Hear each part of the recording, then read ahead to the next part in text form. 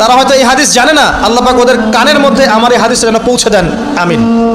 নবী সাল্লাল্লাহু আলাইহি ওয়াসাল্লাম বলেছেন, আমি মেরাজের রাতে যখন গিয়েছি তখন এক শ্রেণীর মানুষকে দেখেছি, ওদেরকে শাস্তি দেওয়া হচ্ছে। কি শাস্তি? জাহান্নামীদের রক্ত এবং পুজ ওদেরকে খেতে দেওয়া হচ্ছে।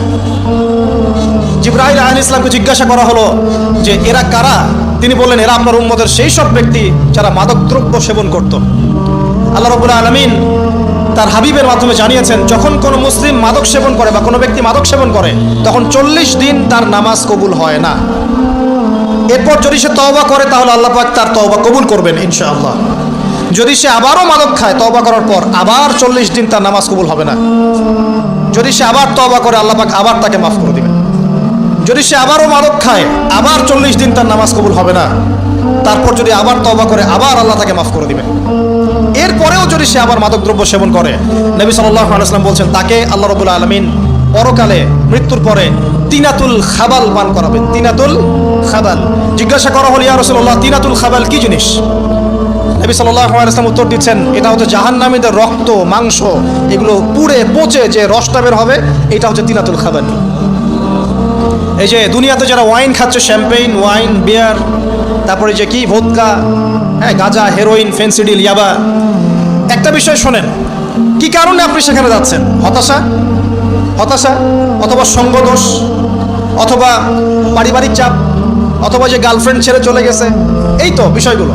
কি কারণে মানুষ মাদকের কাছে যায়, কেন যায়, কারণটা কি? আমরা যখন ফিলোসফি পড়তাম তখন একটা তত্ত্ব পড়ানো হয়েছে আমাদেরকে।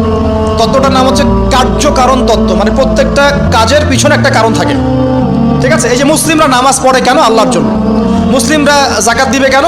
আল্লাহকে সন্তুষ্ট করার জন্য। মুসলিমরা প্রতিটা কাজ কেন করে? পরকালের স্বার্থে। পরকালের স্বার্থ নাই, আমি নাই। যে কাজে পরকালের স্বার্থ নাই সে কাজে মুসলিমরা নাই। তাই প্রতিটা কাজের পিছনে একটা কারণ থাকে। দেখবেন কেন সে সুদ খাচ্ছে? তার পরিবারের স্বার্থে। কেন সে ঘুষ নিল? তার ছেলে মেয়ের উন্নয়নের জন্যে। কেন সে দুর্নীতি করছে? বিকজ সম্পত্তি অর্জন করে সে তার ভবিষ্যৎ প্রজন্মকে সিকিউর করতে চায়। কেন সে মাদক খেলো? ওই যে গার্লফ্রেন্ড ছেড়ে চলে গেছে তাই। কেন মাদক খেলো?